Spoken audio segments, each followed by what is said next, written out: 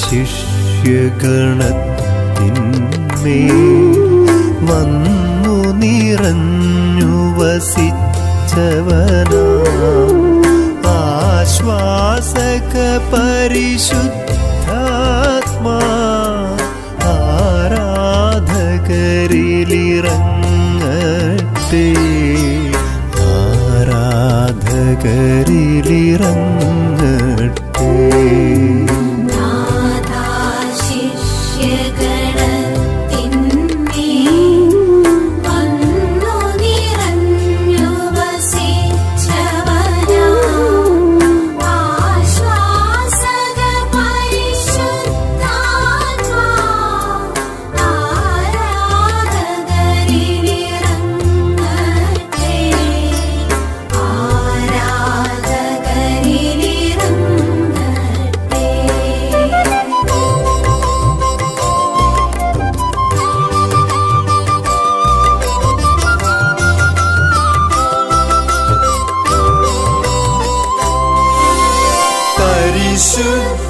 പരിശുദ്ധാത്മാവേ,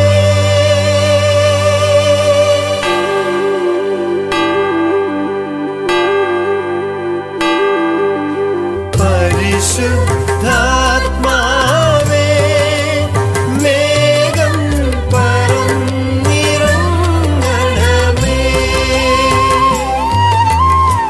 കർത്താവ് മനുഷ്യരെ മണ്ണിൽ നിന്ന് സൃഷ്ടിക്കുകയും അവിടുന്ന് അവർക്ക് തന്റെ ശക്തിക്ക് സദൃശമായ ശക്തി നൽകി അനുഗ്രഹിക്കുകയും ചെയ്തു. പിതാവിന്റെയും പുത്രന്റെയും പരിശുദ്ധാത്മാവിന്റെയും നാമത്തിൽ ആമേൻ. ഉന്നതങ്ങളിൽ ദൈവത്തിന് സ്തുതിയും. ആമേൻ. ഭൂമിയിൽ മനുഷ്യർക്ക് സമാധാനവും പ്രത്യാശയും എപ്പോഴും എന്നേക്കും. ആമേൻ.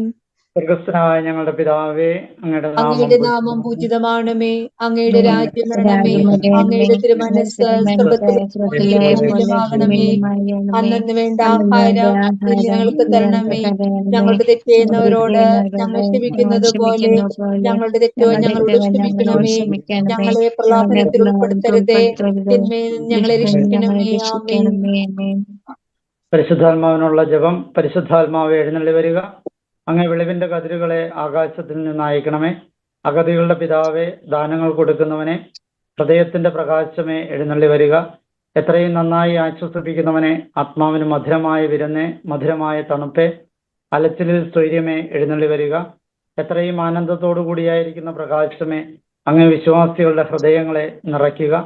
അങ്ങേ വെളിവ് കൂടാതെ മനുഷ്യരിൽ പാപമല്ലാതെ യാതൊന്നുമില്ല.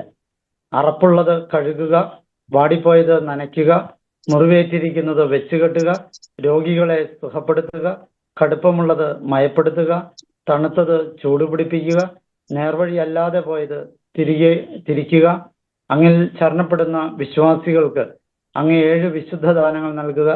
പുണ്യയോഗ്യതയും ഭാഗ്യമരണവും നിത്യാനന്ദവും ഞങ്ങൾക്ക് നൽകുക. ആമേൻ.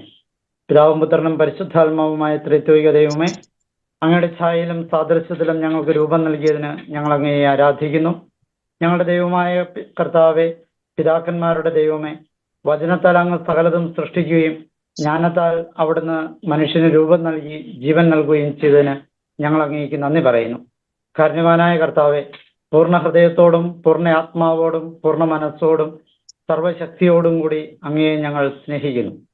അങ്ങയുടെ പൂർണ്ണതയിൽ നിന്ന് ഞങ്ങൾക്കെല്ലാവർക്കും കൃപയ്ക്കുമേൽ കൃപ വർഷിച്ച് തന്റെ ഏകജാതനെ നൽകുവാൻ തക്കവിധം ഞങ്ങളെ സ്നേഹിച്ച സ്വർഗീയ പിതാവെ, സർവ സൃഷ്ടിജാലങ്ങളോടും ചേർന്ന് ഞങ്ങൾ അങ്ങയെ സ്തുതിക്കുന്നു. അങ്ങയെ ആരും ഒരിക്കലും കണ്ടിട്ടില്ലെങ്കിലും അങ്ങുമായി ഗാഢബന്ധം പുലർത്തുന്ന ദൈവം തന്നെയായ ഈശോ മിശിഹായെ കർത്താവും ക്രിസ്തുവുമായി ഉയർത്തിയ ദൈവമേ, അങ്ങയുടെ കാരുണ്യത്തിന് എന്നേക്കും ആരാധനയും സ്തുതിയും മഹത്വവും ഉണ്ടായിരിക്കട്ടെ. ആമേൻ. സ്വർഗസ്ഥനായ ഞങ്ങളുടെ പിതാവേ, അങ്ങയുടെ നാമം പൂജിതമാണമേ, അങ്ങയുടെ രാജ്യം വരണമേ, അങ്ങയുടെ തിരുമനസ്സ് സ്വർഗത്തിലെ പോലെ ഭൂമിയിലുമാകണമേ. അന്നു വേണ്ട ആഹാരം ഞങ്ങൾക്ക് തരണമേ, ഞങ്ങളുടെ തെറ്റുന്നവരോട് ഞങ്ങൾ ക്ഷമിക്കുന്നത് പോലെ ഞങ്ങളുടെ തെറ്റുകൾ ഞങ്ങളോട് ക്ഷമിക്കണമേ. ഞങ്ങളെ പ്രലോഭനത്തിൽ ഉൾപ്പെടുത്തരുതേ, തിന്മയിൽ ഞങ്ങളെ രക്ഷിക്കണമേ. മന്മറഞ്ഞ മറിയമേ, സുസ്ഥി കർത്താവ് അങ്ങയുടെ സ്ത്രീകളിൽ അങ്ങ് അനുഗ്രഹിക്കപ്പെടലാവുന്നു, നമ്മുടെ ദൈവത്തിന്റെ ഫലമായി ഈശോ അനുഗ്രഹിക്കപ്പെടാനാവുന്നു. പാപികളായ ഞങ്ങൾക്ക് വേണ്ടി ഞങ്ങളുടെ മരണസമയത്തും തമ്പുരാനോട് അപേക്ഷിക്കണമേ. ആമേൻ. പിതാവിനും പുത്രനും പരിശുദ്ധാത്മാവിനും സ്തുതിയും. അതിലെ പോലെ എപ്പോഴും എന്നേക്കും ആമേൻ. കർത്താവിന് നന്ദി പറയുവൻ, അവിടുന്ന് നല്ലവനാണ്, അവിടുത്തെ കാരുണ്യം എന്നേക്കും നിലനിൽക്കുന്നു. സങ്കീർത്തനം 107:1. മൂന്നാം ദിവസത്തെ വചനവായനയ്ക്ക് നമുക്ക് ഒരുങ്ങാം. സുവിശേഷ വെളിച്ചത്താൽ ഇരുളെല്ലാം നീക്കിടുവാൻ അവതാരം ചെയ്തവനെ കൈകൂപ്പി വണങ്ങിടുവിൻ. കർത്താവേ, ധരണിയിൽ നിൻ സാക്ഷികളായി തീർന്നിടുവാൻ. കർത്താവേ, ധരണിയിൽ നിൻ സാക്ഷികളായി തീർന്നിടുവാൻ. ഞങ്ങളിൽ നിൻ സുവിശേഷം പൂങ്കിരണം ചൊരിയട്ടെ. ഞങ്ങളിൽ നിൻ സുവിശേഷം പൂങ്കിരണം ചൊരിയട്ടെ. സമാധാനം നിങ്ങളോടുകൂടെ. അങ്ങയോടും അങ്ങയുടെ ആത്മാവോടും കൂടെ. ലൂക്കാറിയിച്ച നമ്മുടെ കർത്താവ് മിശിഹായുടെ പരിശുദ്ധ സുവിശേഷം നമ്മുടെ കർത്താവായ മിശിഹായ്ക്ക് സ്തുതി. അധ്യായം 15 1 മുതൽ 7 വരെയുള്ള തിരുവചനങ്ങൾ. ചുങ്കക്കാരും പാപികളുമെല്ലാം അവന്റെ വാക്കുകൾ കേൾക്കാൻ അടുത്തു വന്നുകൊണ്ടിരുന്നു. ഫരിസേയരും നിയമജ്ഞരും പിറുപിറുത്തു, ഇവൻ പാപികളെ സ്വീകരിക്കുകയും അവരോടുകൂടി ഭക്ഷണം കഴിക്കുകയും ചെയ്യുന്നു. അവൻ അവരോട് ഈ ഉപമ പറഞ്ഞു, നിങ്ങളിൽ ആരാണ് തനിക്ക് 100 ആടുകൾ ഉണ്ടായിരിക്കെ അവയിൽ ഒന്ന് നഷ്ടപ്പെട്ടാൽ 99 മരുഭൂമിയിൽ വിട്ടിട്ട് നഷ്ടപ്പെട്ടതിനെ കണ്ടുകിട്ടുവോളം തേടിപ്പോകാത്തത്? കണ്ടുകിട്ടിക്കഴിയുമ്പോൾ സന്തോഷിച്ച് അതിനെ തോളിലേറ്റുന്നു. വീട്ടിലെത്തുമ്പോൾ അവൻ കൂട്ടുകാരെയും അയൽവാസികളെയും വിളിച്ചുകൂട്ടി പറയും, നിങ്ങൾ എന്നോടുകൂടി സന്തോഷിക്കുവിൻ, എന്നെ നഷ്ടപ്പെട്ട ആടിനെ കണ്ടുകിട്ടിയിരിക്കുന്നു.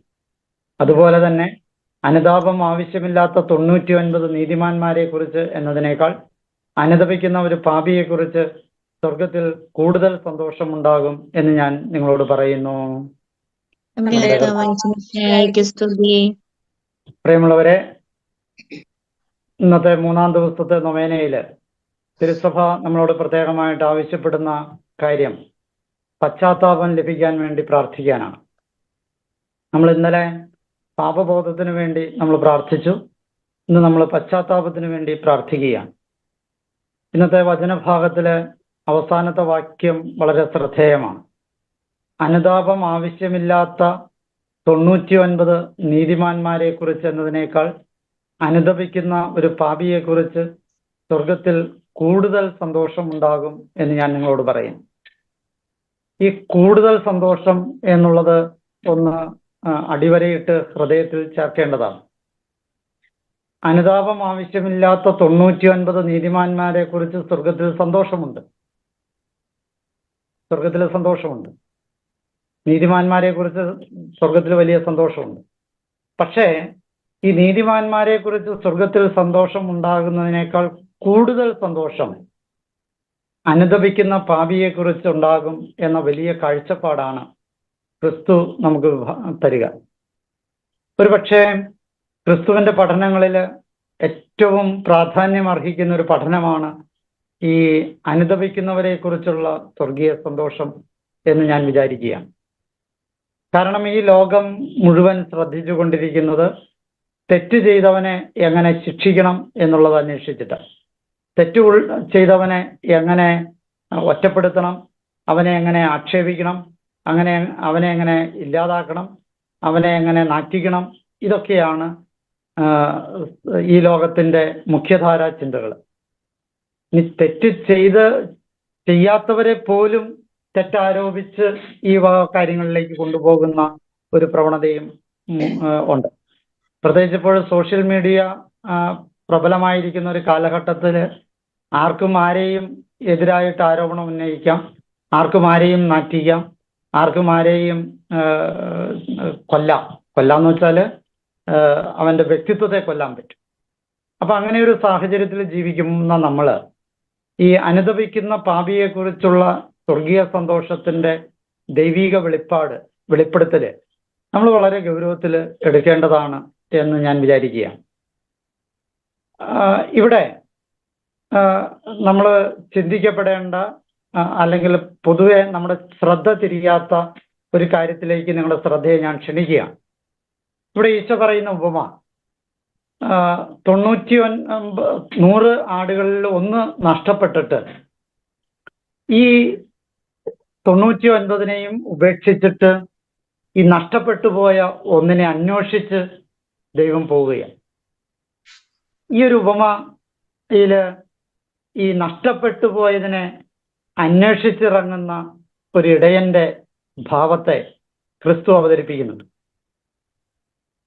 പക്ഷെ നമ്മൾ ചിന്തിക്കേണ്ട ഒരു കാര്യമുണ്ട്. ഇതുപോലെ തന്നെ തമ്പുരാൻ അവതരിപ്പിക്കുന്ന ഒരു വളരെ മനോഹരമായ ഒരു ഉപമയാണ് ധൂർത്തപുത്രന്റെ ഉപമ. ഈ ധൂർത്തപുത്രന്റെ ഉപമയില് ഈ ധൂർത്തപുത്രൻ നഷ്ടപ്പെട്ടു പോയിട്ട് എന്തേ ഈ പിതാവ് അന്വേഷിച്ചിറങ്ങാത്തത്? നഷ്ടപ്പെട്ടു പോയതിനെ അന്വേഷിച്ചിറങ്ങുന്ന ആടിനെ നഷ്ടപ്പെട്ടു പോയതിനെ അന്വേഷിച്ചിറങ്ങുന്ന ഇടയന്റെ കഥ പറയുന്ന ക്രിസ്തു, പക്ഷേ ഈ ധൂർത്തപുത്രൻ നഷ്ടപ്പെട്ടു പോയിട്ട് എന്തേ ആ പിതാവ് അന്വേഷിച്ചു പോകാത്ത?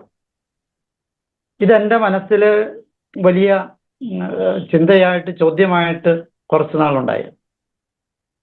അതിന് ദൈവം തന്നെ എനിക്ക് ഉത്തരം തന്നു. ആ ഉത്തരം ഇതാണ്: ഈ നഷ്ടപ്പെട്ടു പോയ ആട് നഷ്ടപ്പെട്ടു പോയത് ആടിന്റെ കുഴപ്പം കൊണ്ടല്ല, അത് ഇടയന്റെ കുഴപ്പം കൊണ്ട്. ഇടയൻ ശ്രദ്ധിച്ചിരുന്നെങ്കിൽ ആ ആട് നഷ്ടപ്പെടില്ലായിരുന്നു. എന്നാല് ഈ ധൂർത്തപുത്രൻ നഷ്ടപ്പെട്ടത് ഇടയന്റെ ഈ പിതാവിന്റെ കുഴപ്പം കൊണ്ടാണോ? ഒരിക്കലും അല്ല, അത് അവന്റെ കുഴപ്പം കൊണ്ടാണ്. അപ്പോ ഈ ആട് നഷ്ടത്തില് ഇടയന്റെ ശ്രദ്ധക്കുറവുണ്ടെങ്കിൽ മകൻ നഷ്ടപ്പെട്ടതില് പിതാവിന്റെ ശ്രദ്ധക്കുറവല്ല, അത് മകന്റെ കുഴപ്പം കൊണ്ട് തന്നെയാണ് നഷ്ടപ്പെട്ടത്. അപ്പൊ അതുകൊണ്ട് അന്വേഷിച്ച് ഇറങ്ങേണ്ടത് പിതാവല്ല, മകൻ തന്നെയാണ്. മാത്രമല്ല, നമ്മൾ മറ്റൊരു കാര്യം കൂടി ചിന്തിക്കണം. നഷ്ടപ്പെട്ടത് ആർക്കാ? ഇടയന് ആടിനെ നഷ്ടപ്പെട്ടു, പക്ഷേ പിതാവിന് മകനെ നഷ്ടപ്പെട്ടോ? ഇല്ലല്ലോ. മകന് പിതാവിനെയാണ് നഷ്ടപ്പെട്ടത്. അത് നമ്മൾ വളരെ ധ്യാനപൂർവം ചിന്തിക്കേണ്ട ഒരു കാര്യമാണ്.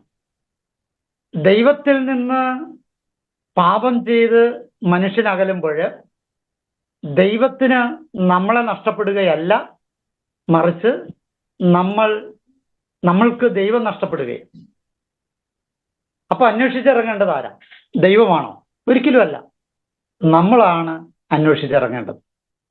ഈ ഒരു ചിന്ത നമ്മുടെ മനസ്സിൽ വളരെ ഗൗരവത്തിൽ എടുക്കപ്പെടേണ്ട കാര്യമാണ്.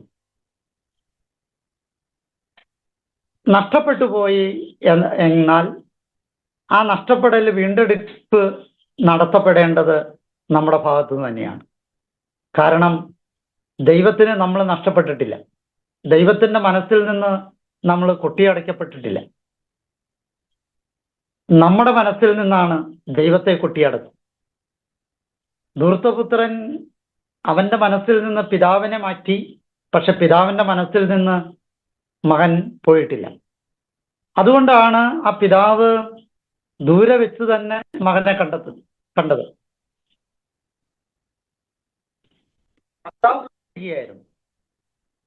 പ്രിയപ്പെട്ടവരെ, ഈ പശ്ചാത്താപം എന്ന് പറയുന്നത് ആടിന് ആവശ്യമില്ല, പക്ഷെ മനുഷ്യന് ആവശ്യമുണ്ട്. അതാണ് ഞാൻ പറഞ്ഞു വന്നതിന്റെ ചുരുക്കം. കാരണം എന്തുകൊണ്ടാ? കാരണം ദൈവത്തിൽ നിന്ന് പാപം ചെയ്ത് നമ്മൾ അകന്നെങ്കിൽ ആ ദൈവത്തിന്റെ കുഴപ്പം കൊണ്ടല്ല, നമ്മുടെ കുഴപ്പം കൊണ്ട്. നമുക്കതിലൂടെ ശിക്ഷയുണ്ടാകുന്നുണ്ടെങ്കിൽ അതും ദൈവം തരുന്ന ശിക്ഷയല്ല, നമ്മൾ സ്വയംകൃതമായ ശിക്ഷയാണ്, നമ്മൾ സ്വയമായിട്ടുണ്ടാക്കുന്ന ശിക്ഷകൾ. ന്യായവിധിയില് ദൈവം നമ്മളെ ശിക്ഷിച്ച് മാറ്റി നിർത്തുകയല്ല, നമ്മൾ ആ ശിക്ഷ നമ്മൾ സമ്പാദ്യമാക്കി ഉണ്ടാക്കിയെടുത്തത്. അപ്പോൾ അനുതാപം നമ്മുടെ ഭാഗത്തു നിന്ന് ഉണ്ടാക്കേണ്ട ഒരു കാര്യമാണ്. അതുകൊണ്ട് തന്നെയാണ് ഈ ധൂർത്തപുത്രന് ഒരുപാട് ധ്യാന കേന്ദ്രങ്ങളിൽ കയറി ഇറങ്ങിയവനാണ്. പലരും അവനെ ഉപദേശിച്ചവരാ. പക്ഷേ പന്നികളുടെ ധ്യാന കേന്ദ്രത്തിലാണ് അവന് മാനസാന്തരം ഉണ്ടായത്. നമ്മൾ ധ്യാനിക്കപ്പെടേണ്ട ഒരു കാര്യമാണ്. പന്നികളുടെ ധ്യാന കേന്ദ്രത്തിലാണ് അവന് മാറ്റം ഉണ്ടായത്. പ്രിയമുള്ളവരെ, ഈ പശ്ചാത്താപം എന്ന് വെച്ചാൽ എന്താണ്? പാപത്തെക്കുറിച്ചുള്ള ബോധമുണ്ടാകുന്നത് പശ്ചാത്താപമല്ല. പാപബോധം അത് നിരാശയിലേക്ക് നയിച്ചേക്കാം, പശ്ചാത്താപത്തിലേക്ക് നയിച്ചേക്കാം. പത്രോസും യൂദാസും തമ്മിലുള്ള രണ്ട് അപ്പസ്തോലന്മാര്, യേശുവിന്റെ തെരഞ്ഞെടുക്കപ്പെട്ട രണ്ട് അപ്പസ്തോലന്മാര്, ഈ രണ്ട് അപ്പസ്തോലന്മാരുടെ പാപത്തെ നമ്മളൊന്ന് വിശകലനം ചെയ്യുമ്പോൾ കൂടുതൽ ഗൗരവമായി തെറ്റ് ചെയ്തത് യൂദാസാണോ പത്രോസാണോ? എന്റെ കാഴ്ചപ്പാടനുസരിച്ച് തീർച്ചയായിട്ടും അത് പത്രോസ് തന്നെയാണ്. യൂദാസ് എന്ത് തെറ്റാ ചെയ്തേ? ഇത് ക്രിസ്തുവാണ് എന്ന് പറഞ്ഞ് ക്രിസ്തുവിനെ ചുംബിച്ച് ക്രിസ്തുവിനെ കാണിച്ചു കൊടുത്തു. അത് സത്യമല്ലേ? ക്രിസ്തുവൻ തന്നെയായിരുന്നല്ലോ, മാറ്റം ഒന്നും നടത്തിയില്ലല്ലോ. സത്യസന്ധമായ കാര്യം തന്നെയല്ലേ യൂദാസ് ചെയ്തത്? അപ്പോ അസ്ഥാനത്തെ സത്യമാണ് ചെയ്തതെന്നുള്ള പ്രശ്നമേ ഉള്ളൂ. അസ്ഥാനത്തെ നന്മ തിന്മയാകും. കിട്ടിയില്ല. ഒറ്റ കൊടുത്താലും ഒറ്റ കൊടുത്തില്ലെങ്കിലും ക്രിസ്തു ആണ്. ഈ ക്രിസ്തുവിനെ തിരിച്ചറിയാൻ പാടില്ലാത്ത വിധം മണ്ടന്മാരാണോ അവിടെയുള്ള ഭരണാധികാരികൾ? പക്ഷെ ആത്മഹത്യ ചെയ്തില്ലേ അച്ഛാ? അതിലേക്കാ ഞാൻ വരാൻ പോണത് അതിലേക്കാ. അപ്പം ഞാൻ പറഞ്ഞു വന്നത്, തെറ്റിന്റെ കാഠിന്യം നോക്കുമ്പോൾ അവനെ ഞാൻ അറിയില്ല എന്ന് പറഞ്ഞ പത്രോസാണോ, ഇത് കർത്താവാണ് എന്ന് പറഞ്ഞ് ചുംബിച്ച് കാണിച്ചു കൊടുത്ത യൂദാസാണോ തെറ്റ് കൂടുതൽ ചെയ്തത്? തീർച്ചയായിട്ടും പത്രോസ് തന്നെയാണ് എന്റെ കാഴ്ചപ്പാടനുസരിച്ച്. കാരണം പത്രോസ് തള്ളിപ്പറയുക, അവനെ ഞാൻ അറിയില്ല, അത് നുണയല്ലേ? 3 വർഷം കൂടെ നടന്ന്, കൂടെ ഉണ്ട്, തിന്ന് ഉറങ്ങി, എല്ലാ അധികാരവും നേതൃത്വവും ഒക്കെ കൊടുത്ത പത്രോസ് പറയാണ് ഞാൻ അവനെ അറിയില്ല, ഒന്നല്ല 3 പ്രാവശ്യം. പക്ഷെ യൂദാസ് അത്രയും ക്രൂരതയൊന്നും ചെയ്യുന്നില്ല. യൂദാസ് ക്രിസ്തുവാണെന്ന് പറഞ്ഞ് അവനെ ചുംബിച്ചൊറ്റ കൊടുത്തു എന്ന് മാത്രം. അപ്പോൾ ഞാൻ പറഞ്ഞു വന്നതിന്റെ ചുരുക്കം ഇതാണ്. പക്ഷെ ഈ രണ്ട് തെറ്റുകൾക്ക് തമ്മിൽ രണ്ടുപേരും തെറ്റിനെ കുറിച്ച് ബോധമുള്ളവരായിട്ട് മാറുന്നുണ്ട്. രണ്ടുപേർക്കും കുറ്റബോധം ഉണ്ടാകുന്നുണ്ട്. പക്ഷെ ഈ കുറ്റബോധം ഉണ്ടായിട്ട് പിന്നെയുള്ള കാര്യത്തിലാണ് വ്യത്യാസം. സഭാ പാരമ്പര്യം പറയുന്നത് പിന്നീട് പത്രോസ് കരയാതെ പത്രോസിനെ കണ്ടിട്ടില്ല എന്നാണ്. പത്രോസ് കരഞ്ഞു കരഞ്ഞ് പത്രോസിന്റെ കവിളില് 2 ചാലുണ്ടായിരുന്നു എന്നൊക്കെയാണ് അതിശയോക്തി കലർത്തി പാരമ്പര്യമായിട്ട് പറഞ്ഞു വരിക. അതൊരു പക്ഷെ അതിശയോക്തി കലർന്ന പാരമ്പര്യം തന്നെയാണ്, നമ്മളത് പൂർണ്ണമായിട്ട് ഉൾക്കൊള്ളണമെന്നില്ല. ഏതായാലും അത് അതിശയോക്തി ആകുമ്പോഴും പത്രോസിന്റെ പശ്ചാത്താപത്തെക്കുറിച്ച് സഭ വളരെ ഗൗരവത്തിൽ കണ്ടിരുന്നു എന്ന് വേണം നമ്മൾ അതിൽ നിന്ന് മനസ്സിലാക്കാനായിട്ട്. അതേസമയം ഈ കുറ്റബോധമുണ്ടായ യൂദാസ് എന്താ ചെയ്തത്? അവൻ അതിൽ നിന്ന് മോചനം കിട്ടില്ല എന്നോർത്ത് വിലപിച്ച്, അല്ലെങ്കിൽ അവൻ ആത്മഹത്യ ചെയ്യാൻ. അവിടെയാണ് വ്യത്യാസം. എന്താണ് പശ്ചാത്താപം എന്ന് വെച്ചാൽ, നമ്മുടെ പോക്കിനോടടക്കി എൻ്റെ വഴിതെറ്റിപ്പോയി എന്ന് തിരിച്ചറിയുന്നിടത്തല്ല പശ്ചാത്താപം.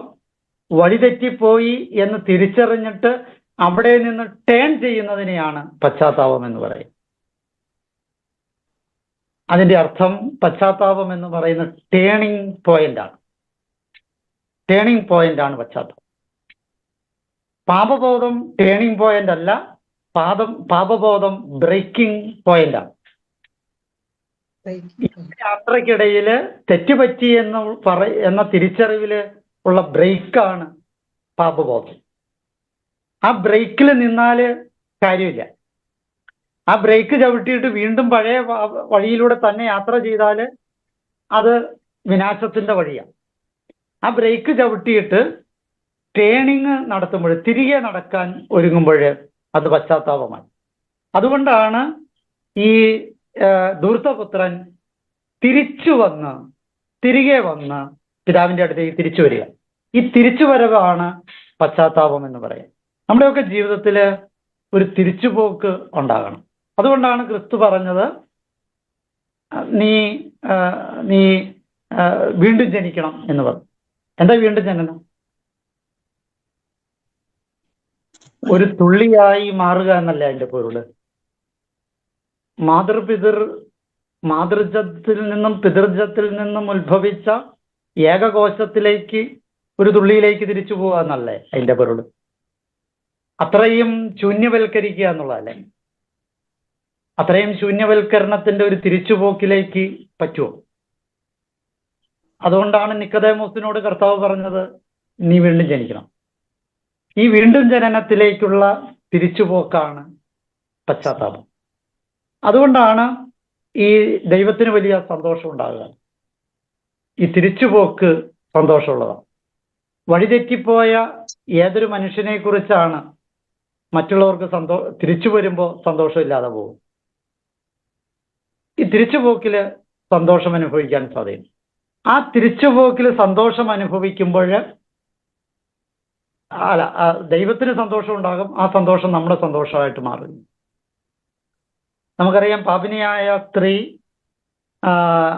കർത്താവിന്റെ പാദം തുടയ്ക്കുമ്പോൾ അതിനെതിരെ പിറുപിറുത്തവരോട് കർത്താവ് എന്താ പറഞ്ഞേ? ആരോട് അധികം ക്ഷമിക്കുന്നുവോ അവര് അധികം സ്നേഹിക്കുന്നു.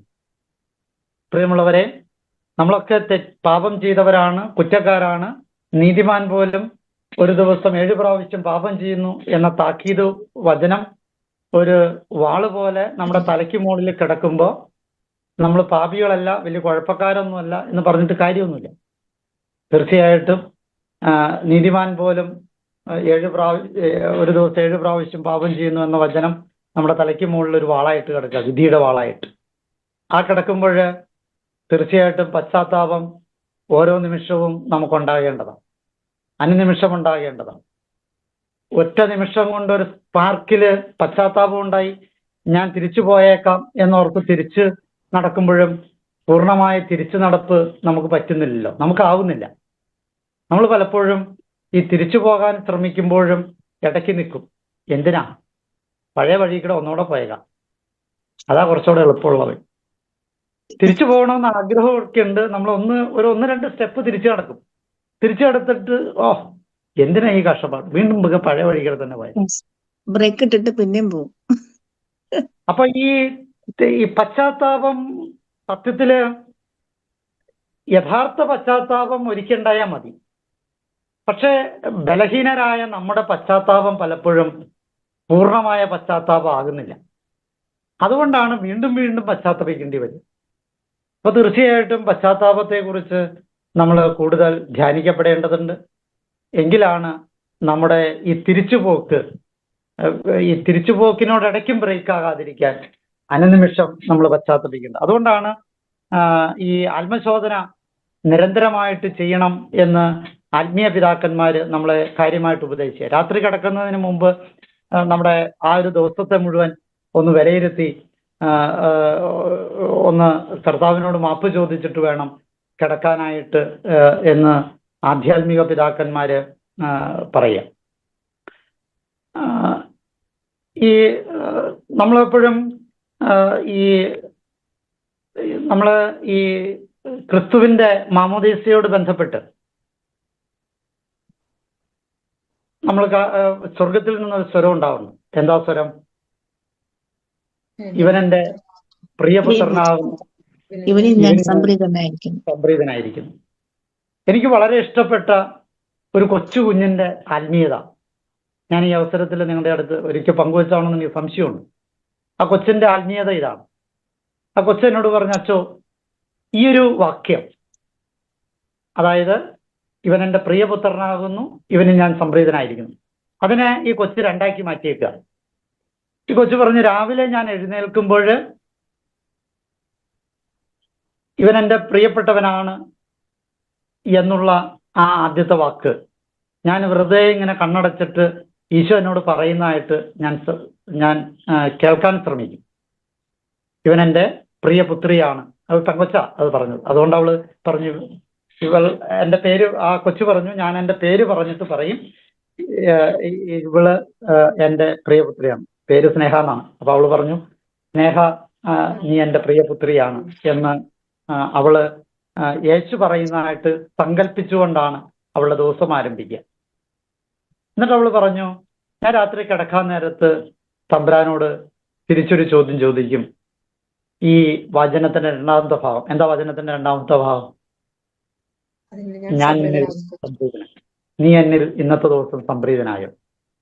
ഈ ഒരു ചോദ്യം ചോദിച്ചിട്ടാണ് ഞാൻ കിടക്കുന്നത്. ഒരു കൊച്ചു, അന്ന് ആ കൊച്ച് ഇന്നിപ്പോ കുടുംബമൊക്കെ ആയിട്ട് ജീവിക്കുക. അന്ന് അവള് ഈ UP സ്കൂളിൽ പഠിക്കുന്ന പ്രായം. പ്രിയമുള്ളവരെ, നമ്മുടെയൊക്കെ ജീവിതത്തിലെ ഈ പശ്ചാത്താപത്തിന്റെ ചൈതന്യം നിരന്തരമായിട്ട് കൊണ്ടു നടക്കണമെങ്കിൽ ആത്മശോധനയിലൂടെ മാത്രമേ നമുക്ക് കൊണ്ടു നടക്കാൻ പറ്റൂ. കാരണം ഞാൻ നേരത്തെ സൂചിപ്പിച്ചതുപോലെ ഒറ്റ പശ്ചാത്താപത്തിന് ജീവിതത്തെ മുഴുവൻ മാറ്റിമറിച്ച് വിശുദ്ധിയിലേക്ക് കൊണ്ടുപോകാൻ മാത്രം ആഗസ്തീനോസ് പുണ്യവാന്മാരല്ല നമ്മൾ. നമ്മൾ ബലഹീനരായ മനുഷ്യരാണ്. അതുകൊണ്ട് തന്നെ പശ്ചാത്താപം നിരന്തരമായിട്ട് നടത്തപ്പെടേണ്ടതാണ്. തീർച്ചയായിട്ടും ഓരോ ആത്മശോധനകളിലും ഈ പശ്ചാത്താപത്തിലേക്ക് കൊണ്ടുപോകേണ്ടതാണ്. തിരിച്ചുപോക്കിനുള്ള ഒരു ശ്രമം നമ്മൾ നടത്തേണ്ടതാണ്. ഈ 38 വർഷമായി സിലോഹ കുളക്കരയിൽ കിടന്ന ആ മനുഷ്യനെ പോലെ നമ്മളും വിലപിക്കാൻ പറ്റണം. വെള്ളമിളകുമ്പോൾ എനിക്ക് ഇറങ്ങാൻ പറ്റണില്ല. ദൈവമേ, നീ കരുണ കാണിക്കുമ്പോൾ എനിക്ക് തിരിച്ചു നടക്കാൻ പറ്റണില്ല എന്ന് പറയാൻ പറ്റണം. നീ കരുണ കാണിക്കുമ്പോൾ എനിക്ക് പശ്ചാത്താപത്തോടെ തിരിച്ചു നടക്കാൻ പറ്റുന്നില്ല എന്ന് എളിമയോടെ പറയാൻ പറ്റുമ്പോൾ അവിടുത്തെ കരുണയ്ക്ക് കീഴിൽ തീർച്ചയായിട്ടും നമുക്ക് പശ്ചാത്താപത്തിന്റെ അനുഗ്രഹം കിട്ടും. ആ മനോഭാവത്തോടെ, പ്രാർത്ഥനയോടെ, പശ്ചാത്താപം ലഭിക്കാനുള്ള പ്രാർത്ഥനയോടെ ഈ കർമ്മങ്ങൾ നമുക്ക് തുടരാം. എന്റെ പാപങ്ങൾ ഏറ്റെടുക്കാനും പിശാചിന്റെ പ്രവൃത്തികളെ നശിപ്പിക്കാനുമായി പ്രത്യക്ഷനായ ദൈവപുത്രനായ ഈശോയെ, അങ്ങയെ ഞങ്ങൾ ആരാധിക്കുന്നു, സ്തുതിക്കുന്നു, നന്ദി പറയുന്നു. വീണ്ടും ജനിക്കാതെ ഒരുവനും ദൈവരാജ്യം കാണുവാൻ കഴിയുകയില്ലെന്ന് വ്യക്തമാക്കിയ കർത്താവെ, അങ്ങയുടെ ആത്മാവിനാൽ ഞങ്ങളെ നയിക്കണമേ. ദൈവിക ചൈതന്യത്തിൽ നിലനിൽക്കുവാനും യേശു ക്രിസ്തുവിൽ ഒരു പുതിയ സൃഷ്ടിയായിരിക്കുവാനും ഞങ്ങളെ സഹായിക്കണമേ. കർത്താവിന്റെ നാമം വിളിച്ചപേക്ഷിച്ചുകൊണ്ട് പാപരഹിത ജീവിതം നയിക്കാനും സത്യത്തിന്റെ പൂർണ്ണതയിലേക്ക് വളരുവാനും അനേകരെ സത്യത്തിന്റെ പാതയിലേക്ക് നയിക്കുവാനും ഞങ്ങളെ പ്രാപ്തരാക്കണമേ. എൻ്റെ സ്വർഗീയ പിതാവേ, ഇന്നുവരെ ഞാൻ ചെയ്ത എല്ലാ പാപങ്ങളെയും, പ്രത്യേകിച്ച് അങ്ങയുടെ സന്നിധിയിൽ വരുത്തിയ കുറ്റകരവും മരണാർഹവുമായ വീഴ്ചകളെ ഓർത്ത് പൂർണ്ണ ഹൃദയത്തോടെ ഞാൻ പശ്ചാത്തപിക്കുന്നു. എൻ്റെ എല്ലാ പാപങ്ങൾക്കും പരിഹാരമായി ഈശോയുടെ അതിദാരുണമായ പീഡാസഹനങ്ങളും കുരിശുമരണവും ഉത്ഥാനവും ഞാൻ അങ്ങേക്ക് കാഴ്ചവെക്കുന്നു. എൻ്റെ പിതാവേ, അവിടുത്തെ തിരുകുമാരൻ്റെ തിരുരക്തത്താൽ എന്നെ കഴുകി വിശുദ്ധീകരിച്ച് അവിടുത്തെ ആത്മാവിനാൽ എന്നെ നയിക്കണമേ. ആമേൻ. സ്വർഗസ്ഥനായ ഞങ്ങളുടെ പിതാവേ, അങ്ങയുടെ നാമം പൂജിതമാകണമേ. അങ്ങയുടെ രാജ്യം വരണമേ. അങ്ങയുടെ തിരുമനസ്സ് സ്വർഗത്തിലെ പോലെ ഭൂമിയിലുമാകണമേ. ഞങ്ങൾക്ക് തരയണമേ. ഞങ്ങൾക്ക് ചെയ്യുന്നവരോട് ഞങ്ങൾ ക്ഷമിക്കുന്ന പോലെ ഞങ്ങൾ ഞങ്ങളോട് ക്ഷമിക്കണമേ. ഞങ്ങളെ രക്ഷിക്കണമേ. ആമേൻ. നിറഞ്ഞ മറിയമേ, സ്വസ്തി, കർത്താവ് അങ്ങയുടെ സ്ത്രീകളിൽ അങ്ങ് അനുഗ്രഹിക്കപ്പെടലാവുന്നു. നമ്മുടെ ദൈവത്തിന്റെ ഫലമായി ഈശോ അനുഗ്രഹിക്കപ്പെടാനാവുന്നു.